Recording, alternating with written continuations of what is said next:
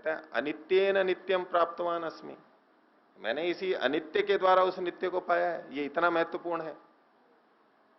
ये शरीर नश्वर है लेकिन ये इतना महत्वपूर्ण है। इसको नश्वर कह कह के हम इसकी बहुत निंदा करते हैं। ये नश्वर किसने बनाया है? ईश्वर ने बनाया है। तो कितना दुष्ट ईश्वर है जिसने ये नश्वर बनाया। इसकी निंदा करके हम ईश्वर की निंदा कर देते हैं। इस संसार की निंदा करके हम ईश्वर की निंदा करते हैं। और दूसरी तरफ हम कहते हैं कि ईश्वर तो इतना महान है, वो सर्वोत्कृष्ट चीज ही बनाता है। शरीर की प्रशंसा करते हैं तो बहुत प्रशंसा करते हैं, प्रकृति की भी बहुत प्रशंसा करते हैं। तो परमात्मा ने इनको मुक्ति प्राप्ति के लिए अपनी प्राप्ति का साधन बना के दिया है हमें। इसलिए भले ही ये नष्ट होते हो, ये हे कोटि में नहीं आते हैं कभी भी। ये वैदिक सिद्धांत नहीं है। जो आधा अधूरा अध्यात्म चलता है ना, वहां इस तरह की बातें चलती हैं। फिर ऐसे लोग खाना पीना भी छोड़ देते हैं। जब नश्वर है तो क्यों खाऊं, और नश्वर है तो उपचार क्यों करूं। वो फिर वहां उपेक्षा करते हैं। पूरी उपेक्षा तो वो भी नहीं कर पाते। भूख लगेगी तो खाना पड़ेगा, लेकिन बहुत सारी उपेक्षा वो करने लग जाते हैं शरीर की, और उसका दुष्परिणाम भी आता है। वो प्रकृति की उपेक्षा करने लग जाएंगे। इतना ही तो है कि उनका उचित उपयोग करना है। इतना ही है कि इनको हमें लक्ष्य नहीं बनाना है। इन प्राकृतिक पदार्थों को, शरीर को, भोगों को अपने जीवन का लक्ष्य नहीं बनाना है। यही बस बात है। साधन के रूप में तो इनको दिया ही है परमात्मा ने, और इनका उपयोग साधन के रूप में तो करना ही है, साध्य के रूप में नहीं करना है। यही तो अंतर है अध्यात्म में और भौतिकवाद में। वो साधनों को साध्य के रूप में जब मान के चलते हैं तो यही भौतिकवाद है, और साधनों को साधन के रूप में मान के उपयोग करके स्वीकार करते हैं, अच्छा उपयोग करते हैं, और साध्य परमात्मा को, मुक्ति को मानते हैं, ये अध्यात्म हो गया। तो छोड़ने की बात तो है ही नहीं। वो तो जीवे में शरदम की बात है हमारे यहाँ। तो ये शून्यवाद में क्या कहा कि सबको तत्व तो शून्य ही है, क्योंकि भावो विनश्यति, जो भाव है वो तो नष्ट हो जाएगा। और क्यों नष्ट होगा? तो ये वस्तु धर्मत्वात् स्वभाव विनाशस्य, विनाश के वस्तु का धर्म होने से। बोलिए।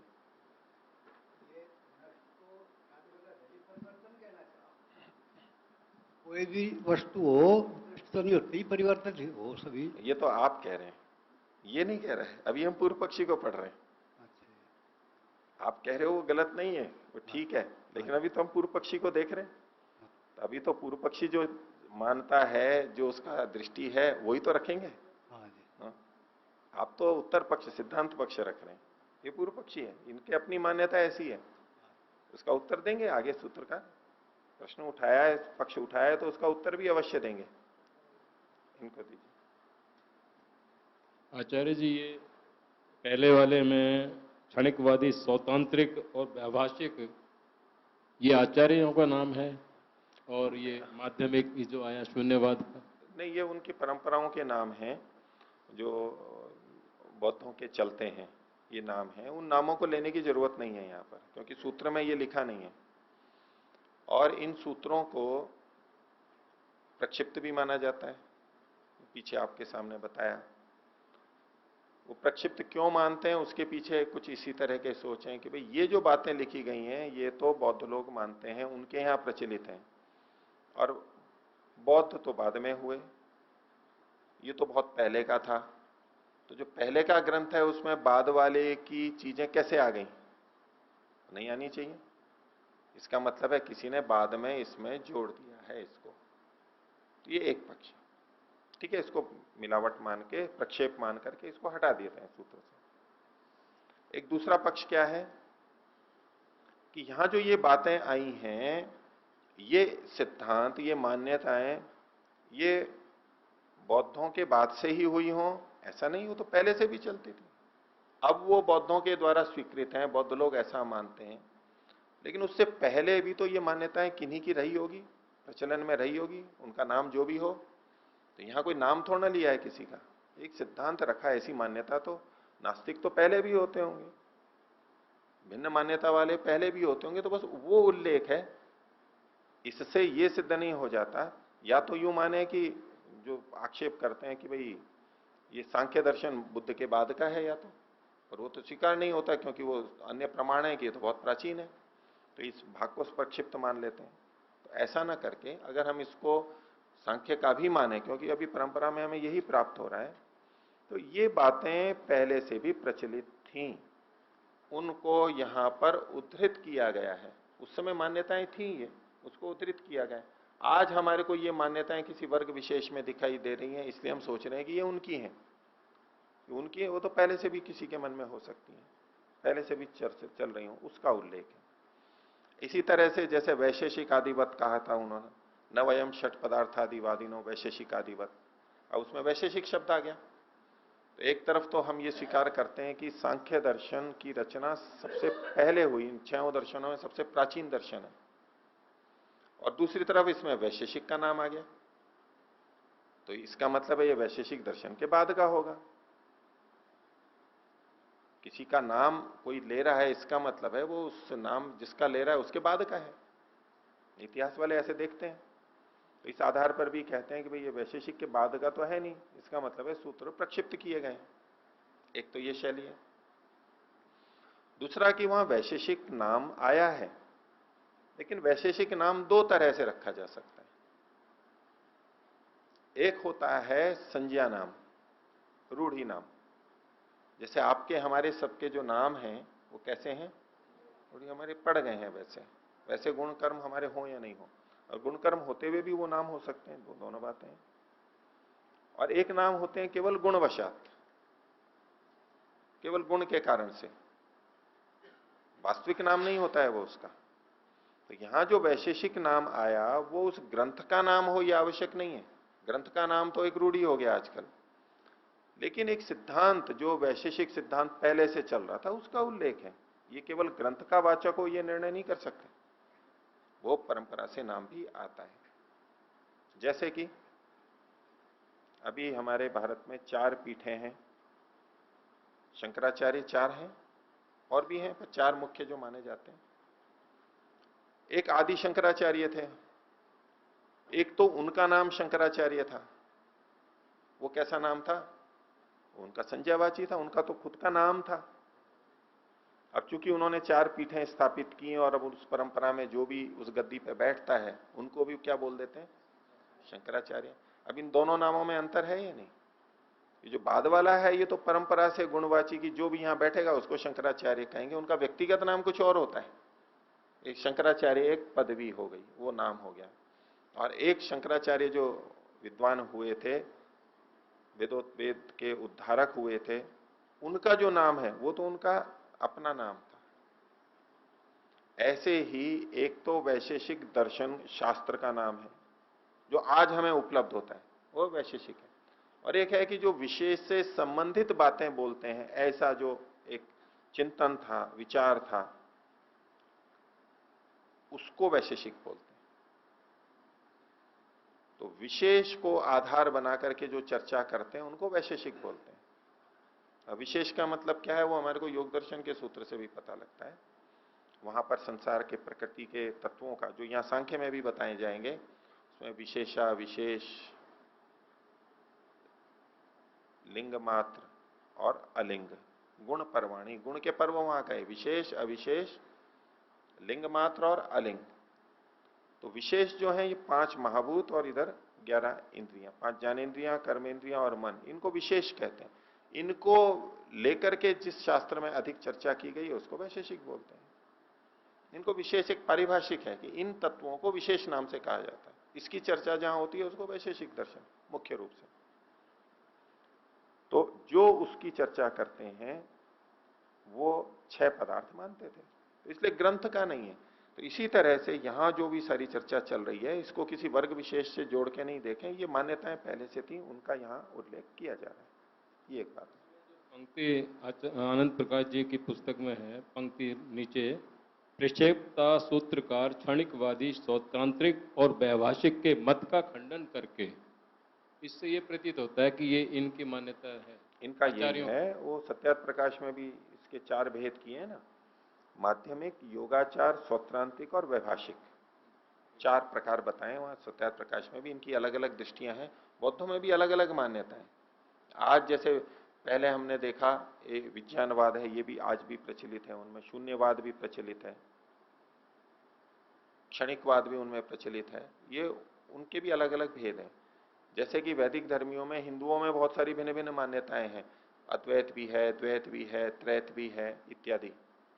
ऐसे उनमें भी भिन्न भिन्न दृष्टिकोण है। उसमें से ये जो नाम उन्होंने लिखे हैं उससे समानता है, इसलिए वो नाम लिख दिए। उनको छोड़ करके आप सीधे सीधे देखिए, एक क्षणिकवाद देख लिया, एक विज्ञानवाद देख लिया, अभी शून्यवाद की बात चल रही है, उसका भी ये निषेध कर रहे हैं। दीजिए।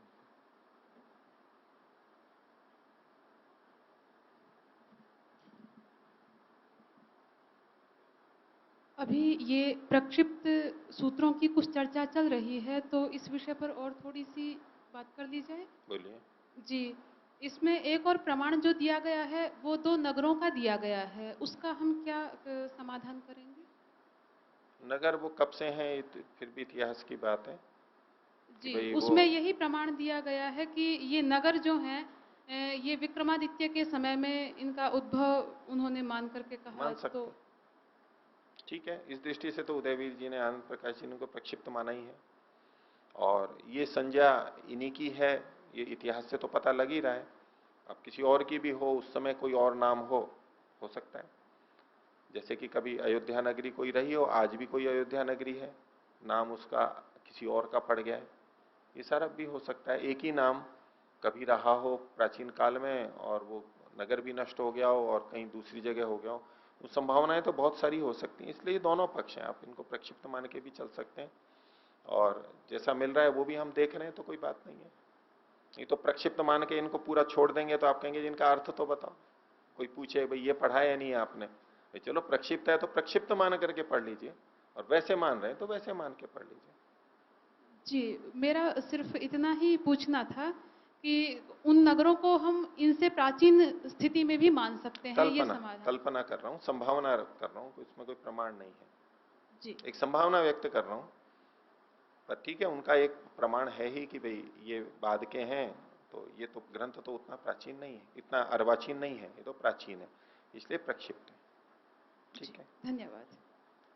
तो 44वां सूत्र देखा, शून्यवादी ने अपनी मान्यता रखी कि शून्यम तत्वम, तत्व केवल शून्य ही है। कारण बताया कि जितने भी भाव हैं वो नष्ट हो जाएंगे। और क्यों नष्ट होंगे, तो ये वस्तु का धर्म है, विनाश हो जाना ये वस्तु का धर्म है, इसलिए शून्य ही तत्व है और कुछ नहीं। तो इसका उत्तर सिद्धांति दे रहा है, 45वां सूत्र बोलेंगे, अपवाद मात्रम अबुद्धानाम। अबुद्ध कहते हैं जो बुद्ध नहीं है, यानी जो जानकार नहीं है, जिसने जाना नहीं है, जो मूर्ख है, उसको अबुद्ध बोलते हैं। ये अज्ञानियों का प्रलाप मात्र है। अपवाद मात्रम यानी प्रलाप मात्र है, यो अज्ञानी जैसे कुछ भी बोल देता है, ऐसा कथन है ये। को ये नहीं पता कि मैं क्या बोल रहा हूं, अपने विरुद्ध बोल रहा हूं। जब ये कहा इन्होंने कि भावो विनश्यति, तो विनाश को कौन प्राप्त हो रहा है, विनाश को कौन प्राप्त हो रहा है, भाव ना।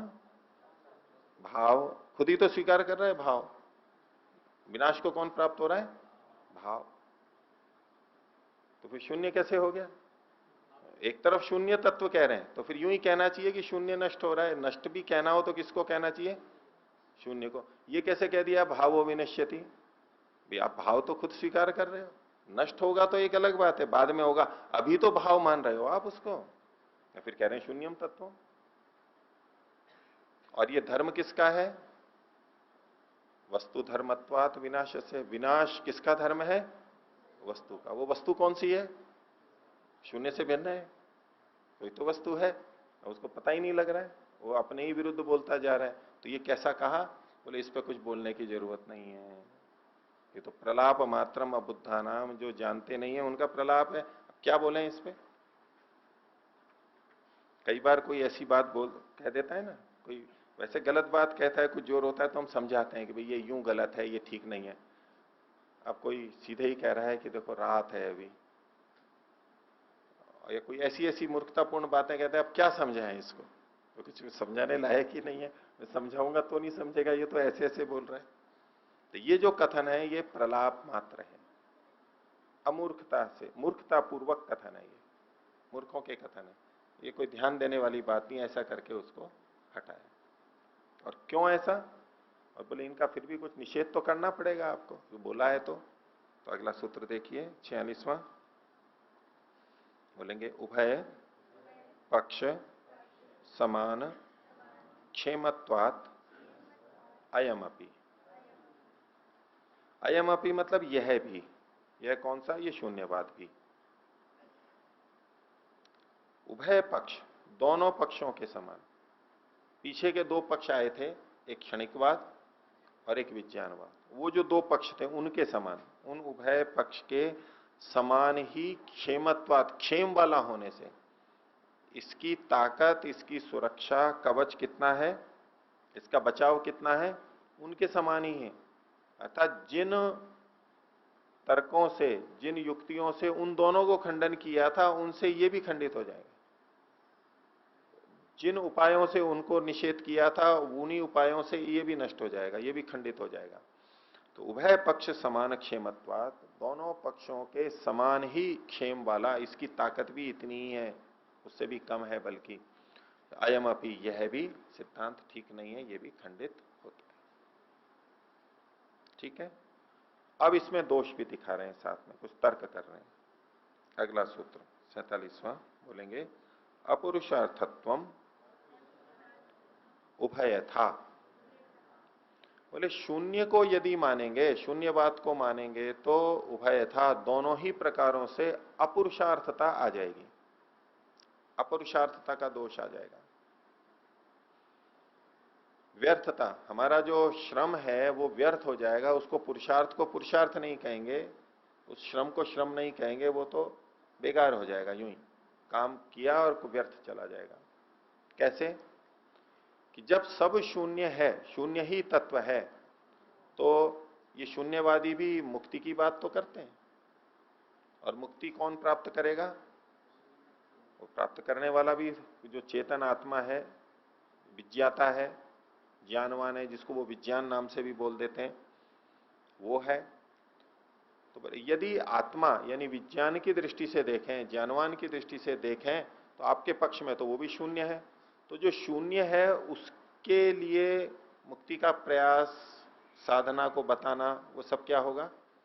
व्यर्थ होगा। जो है ही नहीं उसके लिए क्या करना? जो साधना करेगा वो कोई होना तो चाहिए, जिसके लिए साधना की जा रही है, जिसके लिए साधना का उपदेश है, वो होना तो चाहिए। अगर वो है ही नहीं तो क्या पुरुषार्थता है वहां पर? तो एक तो इस पक्ष में, और दूसरे पक्ष में कि साधना करके जिसको प्राप्त करना है, मुक्ति को प्राप्त करना है, मोक्ष को प्राप्त करना है, वो इनके सिद्धांत में क्या होगा? वो भी शून्य ही कहलाएगा। शून्यम तत्वम, जब सब कुछ शून्य ही शून्य है, शून्य के अतिरिक्त कुछ है ही नहीं, तो मुक्ति भी क्या होगी?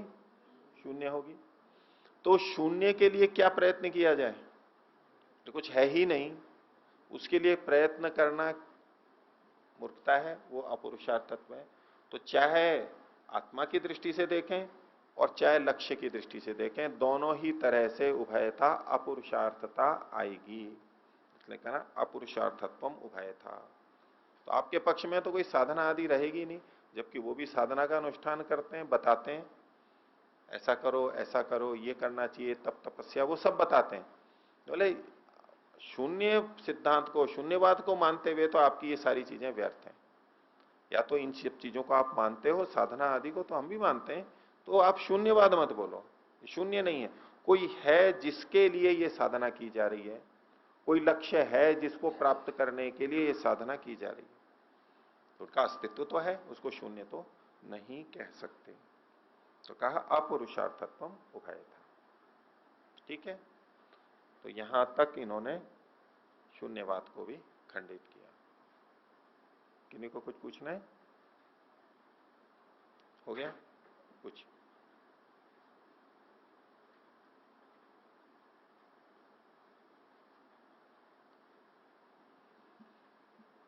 जब ये आत्मा भी नहीं मान रहे हैं और जिसके लिए करनी है उपासना, वो साधन भी नहीं मान रहे हैं और लक्ष्य भी नहीं मान रहे हैं, तो फिर ये क्या मान रहे हैं? कुछ नहीं, उपासना क्यों शून्यम करते हैं? तत्व, शून्यम तत्वम। तो फिर ये बौद्ध लोग जो हैं वो उपासना करते किसकी हैं? ध्यान करते हैं, शून्य की उपासना करते हैं। क्या पाने के लिए? इसीलिए तो ये प्रलाप मात्रम कहा है इन्होंने, अपवाद मात्रम अबुद्धा नाम। बोले क्या, अब आप कुछ पूछ रहे हो, मैं क्या उत्तर दूं? उनसे भी पूछेंगे वो क्या उत्तर देंगे? बोले इस चक्र से, जन्म मरण के चक्र से छूटना है। मान लो ऐसा बोल दिया, तो फिर आप प्रश्न करेंगे, जब शून्य है तो जन्म मरण क्या, किसका, क्या, क्यों, किसमें बंधन, किससे बंधन? कहीं भी तो उत्तर नहीं आएगा, आप पूछते रहिए, कोई उत्तर नहीं आएगा। इसलिए कहा अपवाद मात्रम अबुद्धा नाम। जानते समझते नहीं है, कुछ भी बोल दिया, कुछ भी समझ लिया, बस कोई सिद्धांत पकड़ लिया और उसी को विस्तार किए जा रहे हैं। बहुत विस्तार है इनके ग्रंथों का। तब इतनी बड़ी संख्या में धर्म परिवर्तन जो बौद्ध बनते हैं, बाबा अंबेडकर भी बन गए इतने सारे लोगों के साथ में, तो क्या पाने के लिए और क्या छोड़ने के लिए? क्या वो ये बात नहीं समझ रहे थे, या इतने सारे लोग बन जाते हैं? इसके पीछे क्या कोई, मुझे बात समझ में नहीं आ रही है, अगर आप ये थोड़ा सा समझाएं तो। आपके मन में एक सिद्धांत काम कर रहा है कि जिसको ज्यादा लोग माने तो कुछ ना कुछ तो वहां होना चाहिए। ठीक है ना? आपने कहा इतने सारे लोग जा रहे हैं, अब इतने सारे लोग बीड़ी पीते हैं, इतने सारे लोग शराब पीते हैं, इतने सारे लोग झूठ बोलते हैं, तो कुछ ना कुछ तो होना चाहिए उसमें सत्य। अब ठीक है, उसमें वो सुख मानते हैं, जो भी वो समझते हैं, लेकिन दोष तो दोष है। इसलिए ये कोई प्रमाण नहीं होता। प्रमाणों की जहां चर्चा होती है कि बहुत लोग ऐसा मानते हैं, इसलिए नहीं। अब मान लो वैज्ञानिकों की दृष्टि से देखें, वो कोई नई खोज करते हैं, हालांकि तो अपने यहाँ पृथ्वी को गोल मानते ही थे वैदिक धर्म में, लेकिन दूसरी जगह जो पृथ्वी को चपटा मानते थे, जो वैज्ञानिक ने ये बताया कि पृथ्वी गोल होती है, बोले नहीं ये तो गलत है, ये तो सारे ही ऐसा मानते हैं। वहां के परिप्रेक्ष्य में देखें तो ये कोई आधार नहीं होता है। विज्ञान में कौन कितने जा रहे हैं, कहां भीड़ जा रही है, कहां अधिक है, भीड़ चाल बहुत चलती है, जानते ही नहीं है। और इन बातों का पता ही नहीं होता है उनको कि इनके सिद्धांत क्या है। तो प्रस्तुत क्या करते हैं, जो अच्छा होता है वही प्रस्तुत करते हैं। अब अच्छी बातें तो हैं, कोई शांति से रहना चाहिए, अहिंसा का पालन करना चाहिए, मैत्री भाव होना चाहिए, सौहार्द होना चाहिए, सबको समान समझना चाहिए, ये बातें तो है ही ना। और इधर देखा कि यहां पर असमानता है, यहां अछूत है, यहां सम्मान नहीं है, ये चीजें देखी ना इधर। जिस परिवेश में वो रह रहे थे, वो परिवेश तो गलत ही था, तो उसकी प्रतिक्रिया होनी है, उसको विपरीत मानेंगे, जहां उनको अपेक्षा से ठीक लगेगा वहां जाएंगे। ये बहुत बड़ा कारण है इसके लिए। वहां ये सिद्धांत के आधार पर नहीं जाया जा रहा है, ये जो जीवन चल रहा है उसके आधार पर ये निर्णय होते हैं। यहां रहते हुए तो हमारे साथ समान व्यवहार नहीं है, वो स्वीकार नहीं है उनको। उनसे कम जानने वाले दुष्ट व्यक्ति, व्यवहार में गलत करने वाले भी वो कहते हैं कि मैंने ब्राह्मण कुल में जन्म लिया है, इसलिए मैं तो पवित्र हूं, और मेरे को आपने छू लिया तो मेरे को नहाना पड़ेगा, आप मेरे को छू नहीं सकते। ये कितनी अस्पृश्यता, जो कि गलत है। ऐसी ऐसी चीजें बहुत हैं, जुड़ी भी हैं। ये कोई धर्म का स्वरूप नहीं है, लेकिन आ गई हैं, उसके कारण प्रतिक्रिया होती है। क्यों नहीं जाएगा आदमी अंदर? आक्रोश देखिए ना आप। हम अपना सोच करके देख लें कि हमारा किसी को हाथ छू जाए और वो हमारे को झड़क दे कि मेरे को क्यों छू लिया तूने, और वो जाके स्नान करे, कैसा लगेगा आपको? हमारे को सदियों से कर रहे हैं, बार बार हो रही है, तो व्यक्ति कभी नहीं चाहेगा। तो ये तो बहुत सारे सामाजिक कारण हैं जिसलिए ऐसा हुआ। लेकिन मूल सिद्धांत जो है, वो सिद्धांत तो ठीक है, उसको प्रकट, बहुत सारा प्रकट भी नहीं करते हैं। उनको इनमें से कौन से जानते हैं जो मूल सिद्धांत? वैदिक धर्म को भी मानने वाले मूल सिद्धांतों को कितने जानते हैं? कम ही जानते हैं। ऊपर ऊपर से जो आचरण कर्मकांड है, बस उस तक रहते रहते हैं। उसमें तो बहुत सारी अच्छी बातें मिलती हैं। हाँ, जो विस्तार से जाते हैं, बुद्धिमान होते हैं, गहराई में जाते हैं, सिद्धांत और सब कुछ अच्छा चाहते हैं, जो सोच समझ के, उनके सामने तो ये बातें आई जाती हैं। इसका कैसे अपलाप करेंगे? अब यूं तो अद्वैत भी कितना चल रहा है, ये सारा मिथ्या है, ये जगत जगत मिथ्या है, कुछ है ही नहीं, ये तो भ्रम मात्र है, स्वप्नवत है इत्यादि, ये सारी बातें कही नहीं जा रही हैं क्या खूब? उनके पीछे बहुत सारे चल नहीं रहे हैं क्या? होता है। हमें सोच करके विवेक से करना है कि क्या ये संभव है, ये सृष्टि क्रम के अनुकूल है, ये विज्ञान से सम्मत है, तर्क युक्ति संगत है, जो वास्तविकता है वो हमें माननी है। ठीक है, आगे देखिए। तो पिछला हमारा प्रसंग यही चल रहा था कि बंधन का कारण क्या है, तो उसमें बहुत सी चीजों पे चर्चा की। अब और कुछ बातों के लिए ये कर रहे हैं कि क्या इसके कारण भी कोई बंधन हो सकता है। तो कुछ पहले जैसी बातें हैं, लेकिन फिर भी यहां सूत्र हैं, उनको हम देखते हैं। तो 48वां सूत्र बोलेंगे, न गति विशेषात, किसी गति विशेष के कारण भी आत्मा का बंधन नहीं होता। गति विशेष क्या? जैसे हम कहते हैं अंधन तमः प्रविशन्ति ये विद्याम उपासते, या जो भी हम कहते हैं, ये के च आत्महनो जना ततो भूय इव ते तमो इत्यादि, ये जो सारे हैं विभिन्न गतियां हैं, ये गति विशेष है। वहां चले गए, इस मनुष्य में, इसमें पशु योनि में, वृक्ष में, घोर तामसिक शरीरों में, ये जो विभिन्न गतियां हैं, इन गति विशेष के कारण से हमारा बंधन है। अब मनुष्य शरीर में आए, ये भी एक गति है। हम बोलते हैं सामान्यतः ना, इसकी देखो क्या गति बन गई है, दुर्गति अर्थ में भी बोलते हैं, अच्छे अर्थ में भी बोलते हैं, इसकी तो बहुत गति हो गई। गति शब्द यूं वैसे तो क्रिया के लिए आता है, जैसे वाहन चल रहा है उसकी कितनी गति है, स्पीड कितनी है, ऐसे। लेकिन एक गति कि हम इस अर्थ में भी बोलते हैं ना, है ऐसी स्थिति बन गई, ये इसकी ये गति है, ये बड़ी इसकी बहुत गत बनेगी, गत शब्द भी बोलते हैं गुस्से में तेरी ऐसी गत बनाऊंगा, गत मतलब गति बोलते हैं, तेरी ऐसी गति बनाऊंगा कि याद रखेगा। गति मतलब ऐसी स्थिति, और उसमें क्रिया से जाते हैं। तो ये जो विभिन्न शरीरों को प्राप्त करते हैं वो गति तो है, दुर्गति तो है। हाँ, अंतमति सुगति, हाँ, अंत में अच्छी सुमति हो, अच्छी मति हो तो सुगति हो जाती है, ऐसा भी जो कहते हैं कि अगले जन्म अच्छे होते हैं। तो ये जो अगले जन्मों का होना है, भिन्न भिन्न शरीरों का मिलना है, ये गति विशेष है। तो कोई कहे कि ये जो गतियां विशेष हो रही हैं, इनके कारण से ही आत्मा का बंधन है। मनुष्य में एक विशेष गति हो गई तो मनुष्य शरीर में बंध गया, मछली के शरीर में विशेष गति हुई तो वहां बंध गया, चिड़िया में हुई तो वहां बंध गया। तो इन गति विशेष के कारण से आत्मा का बंधन है, यदि कोई ऐसा कहे तो बोले नहीं, न गति विशेषात, इन गति विशेषों से आत्मा का बंधन नहीं है। ये जो विभिन्न गतियां हो रही हैं, गतियां तो हैं, लेकिन ये गतियां आत्मा के बंधन का कारण नहीं है। कोई कहे नहीं गति हुई है तभी तो बंधन में है, लेकिन गति ये मूल कारण नहीं है बंधन का। गति क्यों नहीं है बंधन का कारण? तो अगला सूत्र बोलिए, निष्क्रियस्य तत् असंभवात। जब हम कहेंगे कि गति विशेष के कारण से बंधन है, तो किसकी गति विशेष?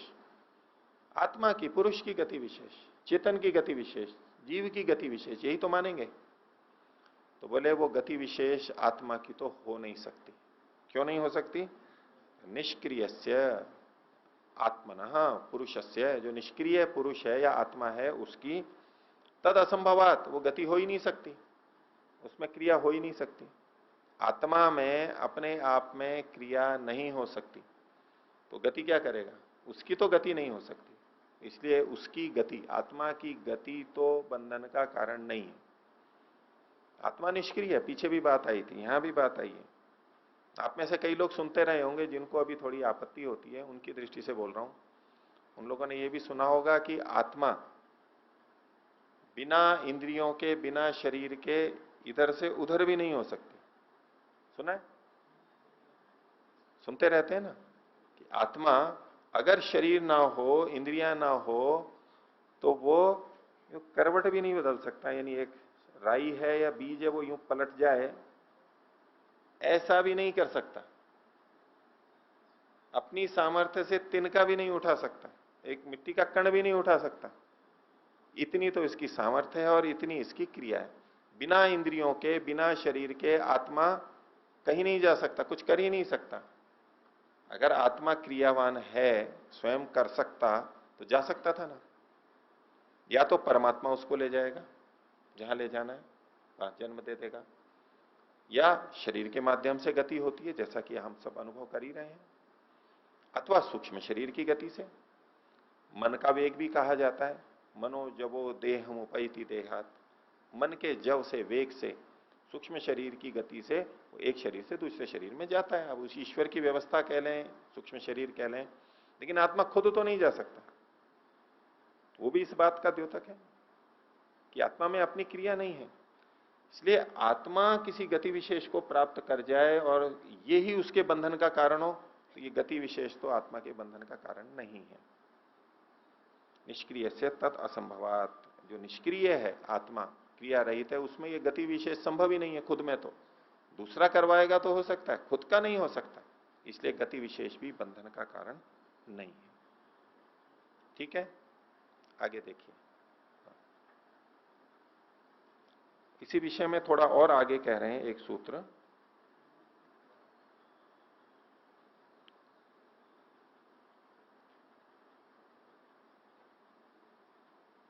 दीजिए। आचार्य जी, बिना इंद्रियों के आत्मा को कहीं कोई नहीं, कुछ भी उसमें क्रिया नहीं होती, जी। तो मृत्यु के पश्चात तो इंद्रियां हमारी कुछ भी नहीं करती, तो फिर आत्मा को कौन ले जाता है शरीर से? जी, तो इंद्रियां यानी ये जो शरीर तो यहां रह जाता है, ठीक है। यानी उसके साथ में सूक्ष्म शरीर भी होता है, जो इस सांख्य दर्शन में आगे आएगा। सूक्ष्म शरीर होता है जिसमें 17-18 तत्व होते हैं। उन 18 तत्वों के साथ साथ जाता है वो साथ में रहते हैं। वो प्रकृति से बने हुए होते हैं, कार्य द्रव्य होते हैं, वो साथ में रहते हैं। अकेला आत्मा नहीं रहता है इस शरीर को छोड़ने। स्थूल शरीर यहां रहता है लेकिन सूक्ष्म शरीर साथ में जाता है। ये चर्चा आगे आएगी। एक बात और थी जी। कि हम अभी बात कर रहे थे कि जो ये शरीर है वो दुख का कारण है। एक तरफ हम बात करते हैं कि शरीर ही साधन है, अनित्य पदार्थ, नित्य को प्राप्त करने के लिए अनित्य की आवश्यकता है। और कई जगह यहाँ श्लोक में यह भी आया है कि जन्म ही मृत्यु का कारण है। जन्म ही मृत्यु का कारण है, जन्म ही दुखों का कारण है। दुखों का कारण है, ठीक है। तो ये दोनों विरोधी बातें नहीं है? नहीं, ठीक बात है, दोनों बातें ठीक है। जन्म दुख का कारण है मतलब जन्म लेंगे तो दुख तो आएगा। ठीक है। शरीर में आएंगे, जन्म मतलब शरीर धारण किया है, तो शरीर के कारण से जो होना है, असुविधा होनी है, वो होगी कम या अधिक, तो दुख तो होगा।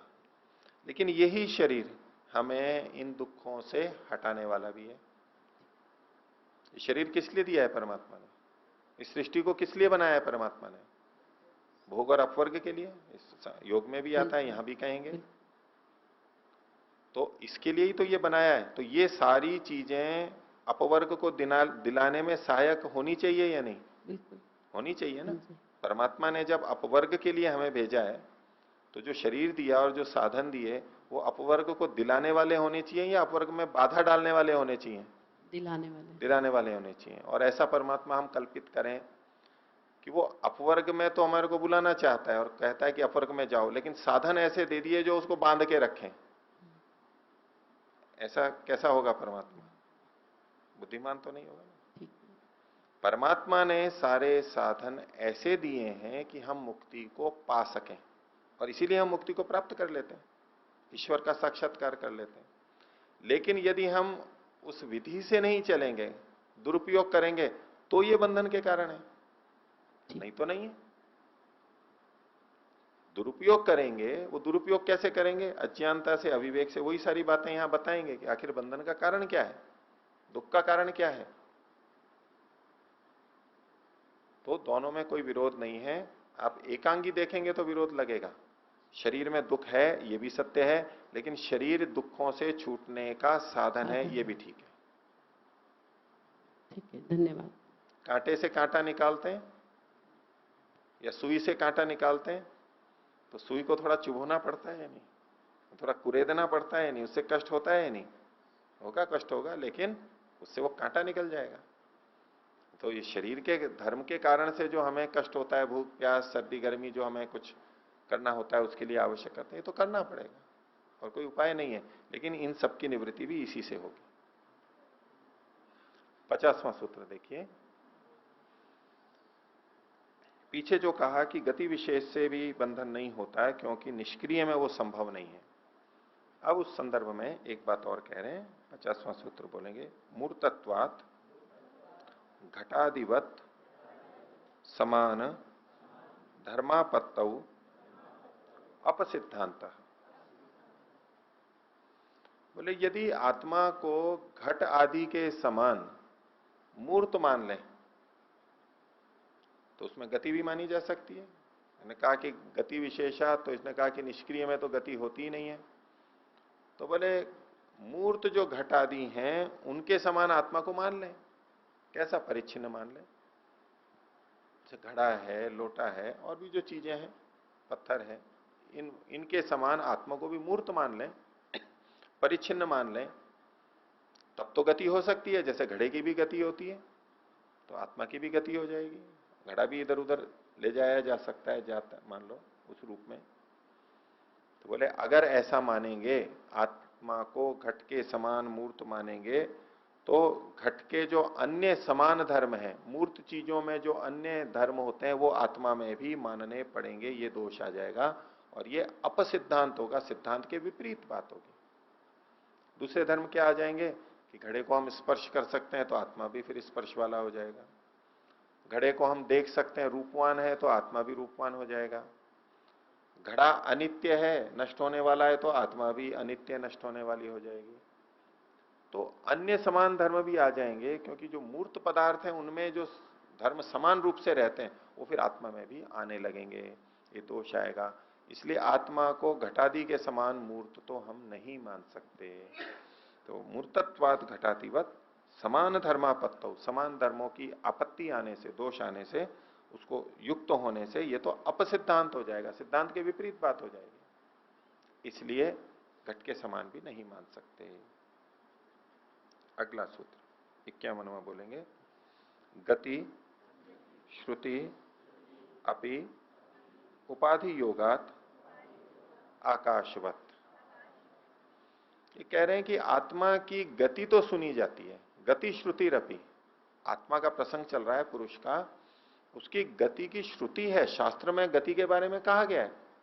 आपने कहा है कि निष्क्रिय से तद असंभवात, आत्मा तो निष्क्रिय है, उसमें तो गति संभव ही नहीं है। बोले नहीं, शास्त्र में तो ऐसे वचन मिलते हैं जिसमें आत्मा की गति कही गई है, गति की श्रुति है, शास्त्र ऐसा कह रहे हैं। तास्ते प्रेत्यापि गच्छन्ति, अपि गच्छन्ति, वहां जाते हैं मर करके। तो जाते हैं तो कौन जाता है, किसकी गति कही जा रही है? आत्मा की, पुरुष की गति तो कही जा रही है। तो श्रुति में तो गति कही जा रही है। असुरिया नाम ते लोका अंधेन तमसावृता तास्ते प्रेत्यापि गच्छन्ति ये के चा आत्महनो जना। तो आत्महनन करते हैं वो मर करके वहां जाते हैं। तो जाने वाला कौन है? कर्ता पुरुष है ना, वेद मंत्र है ना, श्रुति है ये। तो आप कह रहे हो कि आत्मा में क्रिया नहीं होती, गति नहीं होती, जबकि श्रुति तो ये कह रही है कि उसकी गति होती है। इसी तरह से मान लो प्रश्नोपनिषद का भी देते हैं, पापेन पापम लोकम नयति, पाप दुष्ट कर्मों से पाप लोकों में जाता है, निकृष्ट लोकों में जाता है। तो इस तरह के जो वचन मिलते हैं, तो गति की श्रुति तो है शास्त्र में, फिर आप क्यों नहीं मान रहे हो? तो कह रहे हैं गति श्रुति रपि, ये जो कथन है कैसे? उपाधि योगात, उपाधि के योग के कारण से ये आत्मा में कथन किया जा रहा है। उपाधि का मतलब है कि आत्मा जिसके साथ में रहता है, जैसे शरीर में रहता है तो ये शरीर एक उपाधि है उसकी। आत्मा शरीर में है और शरीर चलेगा तो आत्मा भी चलेगा। वास्तव में शरीर चल रहा है, क्रिया आत्मा शरीर में हो रही है, आत्मा तो साथ की साथ में सवार की तरह से जा रहा है। लेकिन फिर भी हम आत्मा की गति कह सकते हैं। ये कैसा कथन है? उपाधि के योग से, उपाधि में चूंकि गति है इसलिए आत्मा में भी गति कही जा रही है। ये मुख्य कथन नहीं है, ये गौण कथन है। आत्मा की मुख्य गति का कथन नहीं है, इससे आत्मा की सक्रियता सिद्ध नहीं करेंगे, ये तो उपाधि का कथन है। इसी तरह से मृत्यु के बाद में जब जाते हैं तो सूक्ष्म शरीर साथ में रहता है, वो जड़ शरीर सूक्ष्म शरीर साथ में रहता है, वो उस समय उसकी उपाधि है, उसके साथ साथ वो जा रहा है। तो ऐसे में आत्मा का कथन भी कर दिया जाता है, लेकिन ये कैसा है? उपाधि का कथन है। ये उपाधि के कारण से ये कथन है, उपाधि के योग से ये कथन है। कैसे? जैसे कि आकाशवत, आकाश के समान। बहुत से लोग ऐसा बोलते हैं। मान लीजिए एक घड़ा है, तो घड़े में आकाश है, अवकाश है ना, आकाश है। तो उस घड़े को दूसरी जगह ले जाते हैं तो कहते हैं कि वो घड़े का आकाश यहां आ गया, घटाकाश। अब ये कमरा है, मठ है, इसके अंदर आकाश है, उसका आकाश है। यद्यपि आकाश तो में कोई अंतर नहीं है, लेकिन उपाधि के कारण से, ये जो आवरण है इसके कारण से वहां भेद कथन किया जाता है और उसका आना जाना भी हम गौण रूप से करते हैं। तो जो लोग ये कथन करते हैं आकाश का, मठाकाश, उनकी दृष्टि से कहते हैं, जैसे वो लोग गौण रूप से कथन करते हैं, ऐसे ही आत्मा के गमन का जो कथन किया जा रहा है, गति का कथन किया जा रहा है, ये गौण कथन है, वास्तविक नहीं है। इसलिए इन वचनों से आत्मा क्रियावान है ये सिद्ध नहीं होता है। जो आत्महन जन है, वो जो विभिन्न अंधकारमयी योनियों में जाते हैं, इस कथन से आत्मा की सक्रियता या क्रियावान होना सिद्ध नहीं होता। ये तो उपाधि के योग से ऐसा कहा जा रहा है। ठीक है? जैसे हम कह देते हैं मैं यहां आया हूं, मैं यहां आया हूं, अब मैं का मतलब हम आत्मा भी ले रहे हैं, आत्मा यहां आया है, इधर उधर हम चलते हैं, तो ये वास्तव में इससे आत्मा की क्रिया, स्वयं की क्रिया सिद्ध नहीं होती है। ये तो उपाधि के कथन से होता है। आकाश के समान कथन लोग करते हैं, वास्तव में आकाश इधर उधर नहीं जाता है, आकाश तो वहीं का वहीं रहता है, वो सर्वव्यापक है। लेकिन चूंकि जैसे लोग कथन कर देते हैं ऐसा कथन होता है, वैसा ही ये गौण कथन, केवल गौण कथन की दृष्टि से ये उदाहरण मानेंगे, तत्वतः ये उदाहरण घटता नहीं है यहां पर। लीजिए।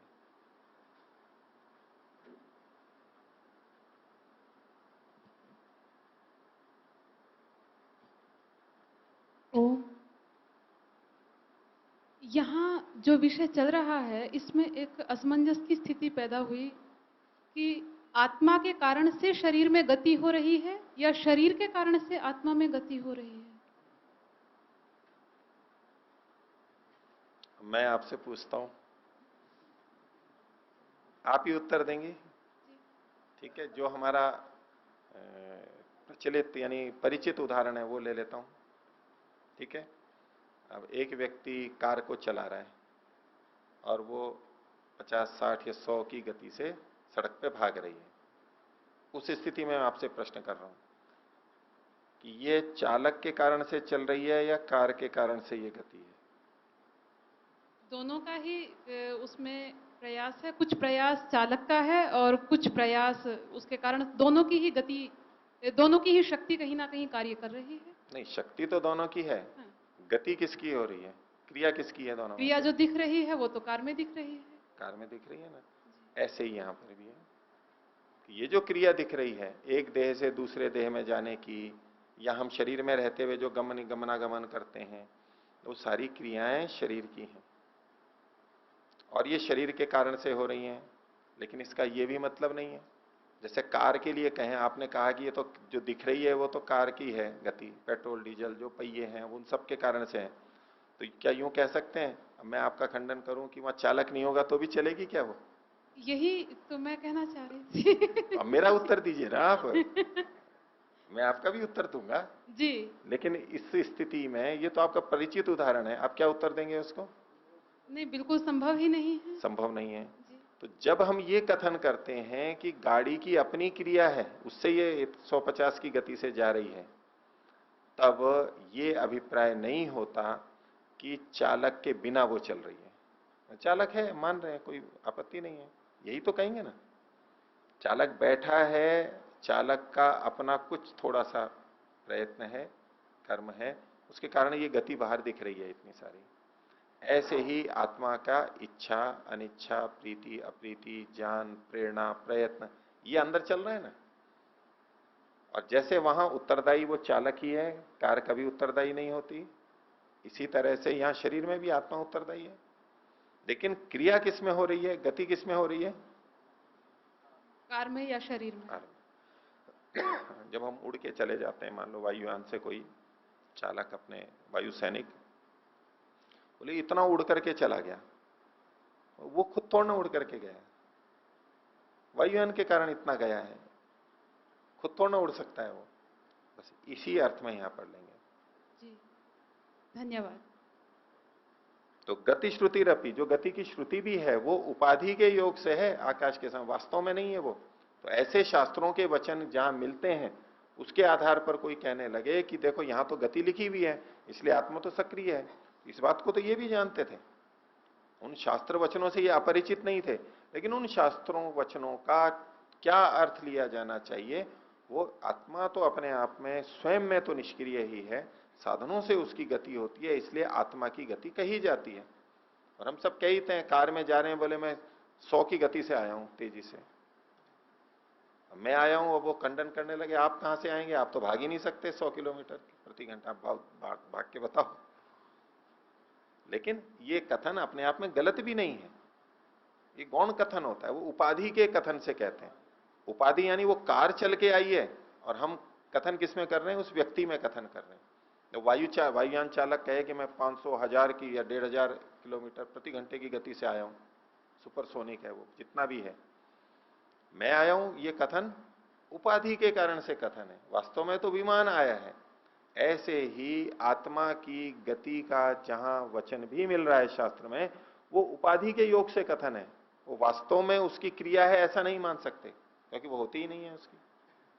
तो इसलिए इन्होंने स्पष्टीकरण किया कि गति श्रुति रपी, जो शास्त्रों में आत्मा की गति सुनी भी जाती है तो वो उपाधि के योग से कथन की जाती है, जैसे कि आकाश के लिए कथन कर दिया जाता है। ठीक है, अब आगे देखिए, पूछना है दीजिए। आचार्य थोड़ी शंका है एक, जीवात्मा तो चेतन है और शरीर जड़ है, ये न तो आत्मा चल सकती न शरीर चल सकता, इसे चलाने वाला परमात्मा जैसे एक पुस्तक ही न दे दी, इसने से इस तरीके से सूर्य के किरणों के द्वारा ही जाती है, सूर्य की किरणों के द्वारा ही आती है, ऐसा सुना। आत्मा, हाँ जी, वो तो मृत्यु के बाद आप कह रहे हैं, मृत्यु के बाद ही कह रहे हैं जी। अच्छा चलो, सूर्य की किरणों से आप कथन कर रहे हैं तो ठीक है, उस तरह के वचन भी मिलते हैं, वायु में जाती है, सूर्य किरण में जाती है, ये है। अभी आप जो गमनागमन करते हैं वो कैसे करते हैं, सूर्य की किरणों से? अभी भी तो आत्मा चल रही है ना, आत्मा कर रही है, तो सदा तो नहीं ना जी, आत्मा के होने से हम चल रहे हैं, हाँ जी, लेकिन वास्तव में क्रिया आत्मा नहीं कर रही है, ईश्वरीय व्यवस्था से हमारे शरीर में क्रिया हो रही है, क्योंकि हमें तो पता ही नहीं है। जैसे हम ये उदाहरण बहुत दे देते हैं कि माता पिता कहते हैं कि हमने संतान को उत्पन्न किया, तो आपने प्रवचन में खूब सुना है ना इसका खंडन, बोले तो अहंकार है। आपने कहा माता जानती है क्या कि बच्चे को कैसे आंख नाक कान बनाने हैं? पिता जानता है क्या? कुछ भी नहीं जानता, वो केवल खा पी लेते हैं, अंदर तो रचना वो तो नहीं है। बस ऐसा ही ये हमारा भी अहंकार है कि हम सोच रहे हैं कि मैं चल रहा हूं, तो चलने की प्रक्रिया तो बताओ, उन्होंने सोच ली हो तो या और किसी ने सोची हो कि थोड़ा बताओ तो सही कि आप करते कैसे हो। जैसे हम माँ से पूछते हैं, माँ कहे कि मैंने तेरे को उत्पन्न किया है, तो कहे अच्छा माँ से पूछो कि अच्छा तूने मेरी आंख कैसे बनाई थी, तो माँ क्या चुप रहेगी, कुछ नहीं पता है। बिना परमात्मा के ऐसे ही हम जो कर्म कर रहे हैं इतने साल हो गए करते करते, जिसकी जितनी भी आयु है, जितने भी दशक बीत गए हमारे को, इतना अनुभव होने पर भी हम ये नहीं बता सकते कि हम चल कैसे रहे। बस इतना ही कहेंगे मैं इच्छा करता हूं और चल रहे हैं। तो ये आखिर ये पैर उठ कैसे गया, ये इतना बड़ा जड़ शरीर आगे बढ़ कैसे गया, बताइए, कोई बताइए। लेकिन हम अपने पे अहंकार यही मान करके चलते हैं कि मैं चला रहा हूं, मैं कर रहा हूं। हम अपनी शक्ति से कुछ भी नहीं कर सकते, हम तो राजकुमार की तरह से बैठे हुए इच्छा अनिच्छा कर रहे हैं बस। और परमात्मा की व्यवस्था से ये सारी चीजें हो रही हैं। हम पढ़ रहे हैं तो परमात्मा की सहायता से पढ़ रहे हैं, नहीं तो हम पढ़ ही नहीं सकते। ये आंख ही नहीं देख सकते, हमें पता है आंख कैसे देखेगी, हमें पता है हम कैसे बोलेंगे, हमें पता है कि हम कैसे सुनेंगे, सामने से ध्वनि आ रही है हम कैसे सुनेंगे, पता है कुछ हमारे को अंदर कैसे उसका बोध होगा, उस शब्द का ये अर्थ लिया जाएगा, कैसे लिया जाएगा, पता है कुछ हमारे को? कुछ भी नहीं पता। अब कुछ चीजों को तो बोलते हैं, जैसे मैंने एक बच्चों का उदाहरण दिया गर्भ का, हम ये भी बोलते रहते हैं प्रवचनों में कि हमने खाना खा लिया, और उसके बाद अंदर क्या हो रहा है, हम कुछ कर रहे हैं क्या? हमने तो खा लिया, चबा लिया, अंदर गया, पानी पी लेते हैं। अब बाकी जो प्रक्रिया चल रही है वो तो किसी और की व्यवस्था से चल रही है, तो उसमें हम अपना अहंकार नहीं लाते हैं ना कि मैं पचा रहा हूं। और कोई कह सकता है कि मैं बहुत अच्छा पचा लेता हूं, मैं बहुत अच्छा बहुत अधिक भोजन कर लेता हूं, कोई कह सकता है, लेकिन वास्तव में क्या पचा रहे हैं? कुछ भी नहीं। वो क्या मेरी ये गोली है, इससे पाचन अच्छा होता है। अब गोली तो थोड़ी सी परिस्थिति ही तो पैदा करती है, बाकी पाचन कौन कर रहा है? वो स्राव कहां से निकल रहे हैं, वो गतियां किससे हो रही हैं? तो ऐसे ही हम जितनी क्रियाएं कर रहे हैं, हम कैसे कर रहे हैं हमें पता ही नहीं है। इन हाथ पैर की मांसपेशियों का अंदर नाड़ियां हैं, तंत्रिका तंत्र है, नर्वस सिस्टम है, उसका कैसे उपयोग करना है पता है कुछ हमारे को? कौन कौन सी नाड़ियां जा रही हैं, उसको प्रेरित करना है। जैसे स्विच दबाना है, ऐसे यहां मस्तिष्क में कोई स्विच दबाना है हमारे को कि भाई हाथ को वाला स्विच दबाओ, जैसे रोबोट के लिए करते हैं ना कि भाई चलो ये करो तो इसका हाथ उठेगा, ये करो तो पैर उठेगा। ऐसे हम कुछ पता है कि अब हाथ को उठाना है तो अब यहां ये करना है, 5 उंगलियों में से इस उंगली को उठाना है तो इसके लिए ये करना है, कुछ पता है क्या हमारे को? कुछ भी नहीं पता। तो हम कहां कर रहे हैं? लेकिन कर्तृत्व हमारा ही रहेगा, इसमें कोई दो राय नहीं है, क्योंकि चेतन हम है, क्योंकि हमारी इच्छा अनिच्छा के अनुरूप यहां क्रियाएं हो रही हैं, वो परमात्मा की व्यवस्था से हो रही हैं। अगर हम इच्छा अनिच्छा नहीं करेंगे तो वो क्रियाएं वहां नहीं होंगी। इसलिए उत्तरदायित्व हमारा ही है पाप और पुण्य का, वहां परमात्मा उत्तरदायी नहीं है बिल्कुल भी, उसने तो व्यवस्था दी हुई है बस। इसलिए आत्मा तो निष्क्रिय है, निष्क्रिय होते हुए भी परमात्मा की सहायता से और प्रकृति की सहायता से क्रियाएं हो रही हैं। ये जो हाथ उठ रहा है ये परमात्मा भी नहीं उठा रहा है सीधा, ये जो ऊर्जा है ये परमात्मा की नहीं है, ये प्रकृति की है। ये जो क्रिया हो रही है वो भी जड़ में हो रही है, लेकिन परमात्मा ने जड़ को ऐसा बना करके व्यवस्थित किया है कि हमारे सारे कार्य हो पा रहे हैं। तंत्र परमात्मा ने बनाया, व्यवस्था परमात्मा ने दी है, यही तो रचना है उसकी। लेकिन शरीर में जो गर्मी हो रही है वो गर्मी परमात्मा ने नहीं दी है, परमात्मा की सीधी सीधी खुद की नहीं है, परमात्मा की व्यवस्था से, जड़ सूर्य से, प्रकृति से होकर के ये हमारे लिए उपयोगी हो रही है। ऐसे। तो एक और प्रसंग देख लेते हैं, पीछे आ चुका है, थोड़ा सा सरल है उससे, इनको दीजिए।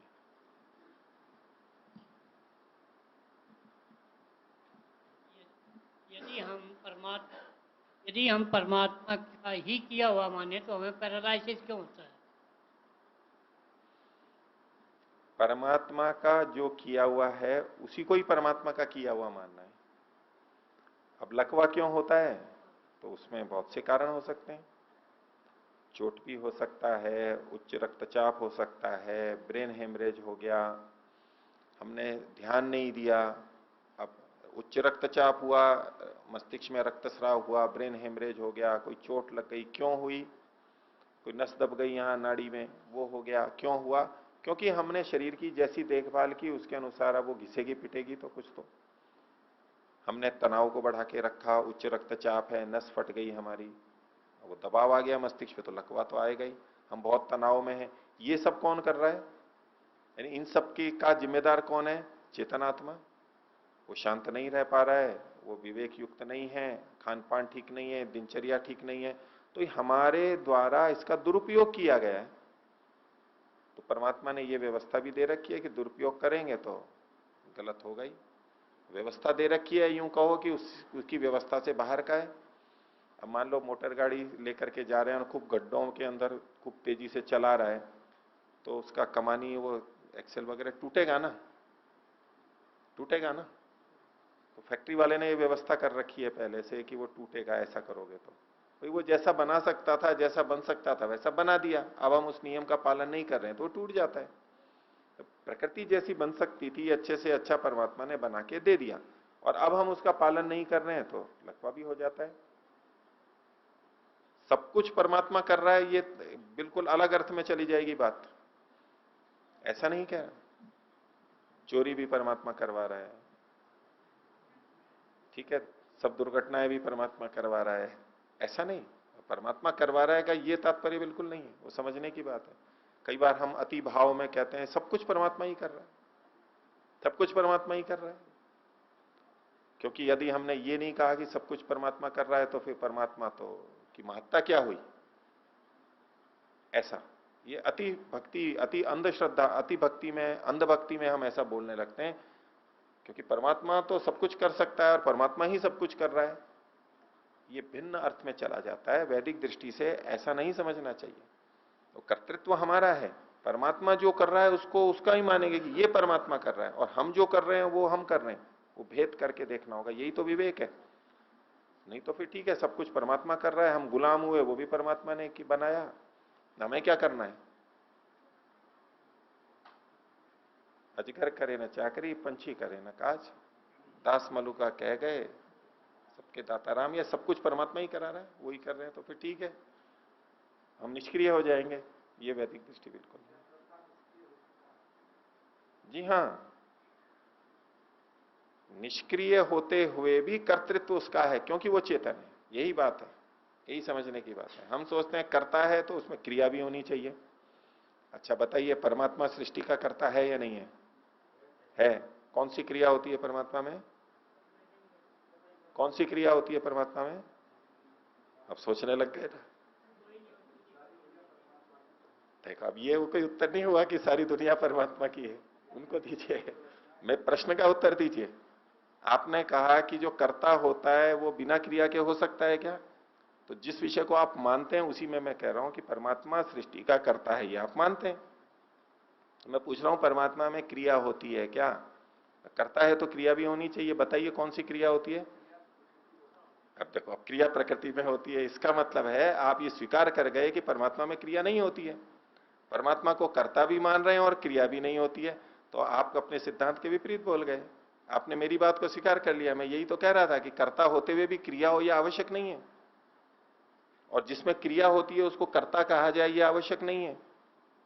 ये गाड़ियां चल रही हैं और चल रही हैं, इनमें क्रियाएं हो रही हैं, इनको कर्ता कहते हैं कभी हम? ये कोई नियम नहीं है कि जहां क्रिया हो उसको हम कर्ता कहें ही, अथवा जो जो कर्ता होता है उसमें क्रिया हो ही, ये आवश्यक नहीं है। अच्छा, दूसरे कोई बोलना चाहे तो बोले परमात्मा की क्रिया। ये तो चुप रह गए क्योंकि इनके मन में कुछ और बात आ गई, क्योंकि ये परमात्मा को सर्वव्यापक मानते हैं। अब जो सर्वव्यापक है, सब जगह है, उसमें क्रिया कहां से होगी? क्रिया तो एक देशी में होती है ना, कोई इधर से उधर जा रहा है तो क्रिया तो एक देशी में ही होगी। अब परमात्मा को ये सर्वव्यापक मानते हैं तो बोल ही नहीं सकते कि अब कैसे बोले कि परमात्मा यहां से वहां चला गया। अब ऐसा बोलते ही तो उसकी सर्वव्यापकता नष्ट हो जाएगी।